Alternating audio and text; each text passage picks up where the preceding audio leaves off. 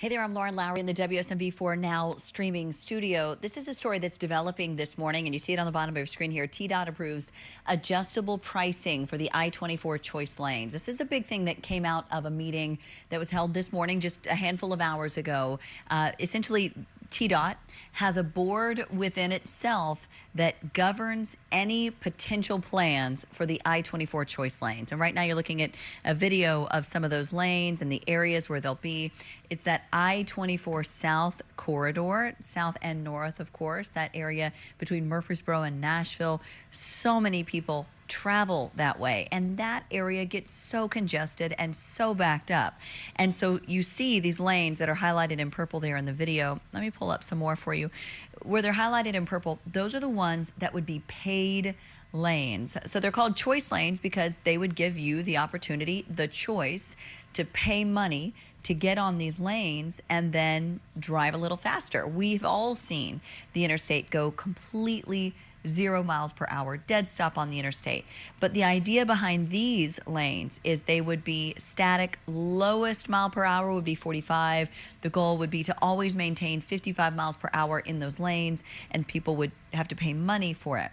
But what we learned today in this new event earlier today, this board meeting that has now been approved, is this idea that there would be adjustable pricing. Think of it like surge pricing that you would see with Uber or Lyft. When there's a big event downtown, a lot of people need a ride share. Well, that's when the price for those cars would go up. The same would happen for these lanes, for these choice lanes.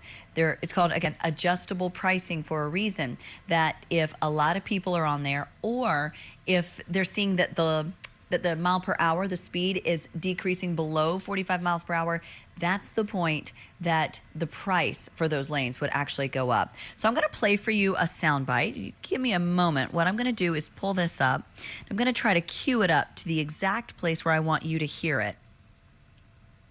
So let me go ahead and pull it up for you here. I'm going to fast forward because there was an exchange. What you're about to hear is the exchange between a board member and the person creating or giving this presentation, where they asked a very specific question about how this would be treated when people essentially get on, and what would be the difference in the price. So check this out. I'm pressing play now.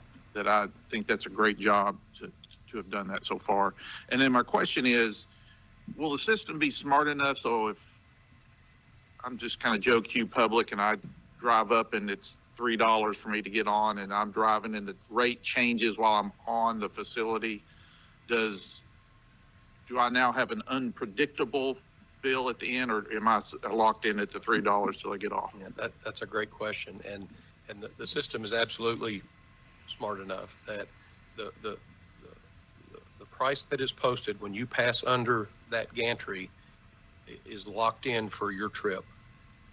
And you will have and then when you come to another gantry and see another number, you'll have an opportunity to make a buy decision or not. You'll have the opportunity to exit the lanes or say, yes, I agree to that price, and pass under that gantry.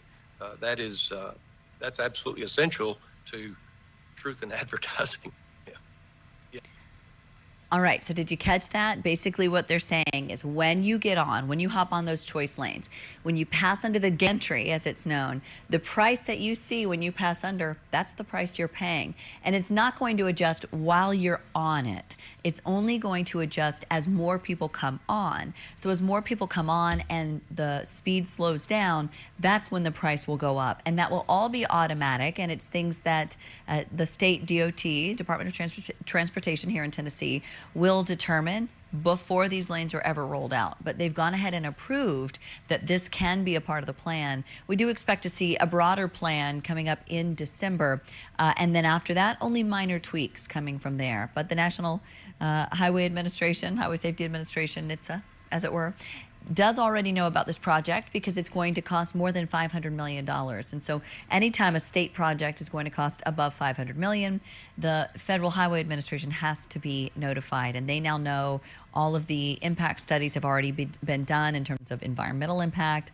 So this is not the first or the last that you're going to be hearing about these choice lanes, but at least today the news is that they will have adjustable pricing. We'll have more on this coming up this afternoon in our newscast. For now, I'm Lauren Lowry in the WSMV4 Now studio.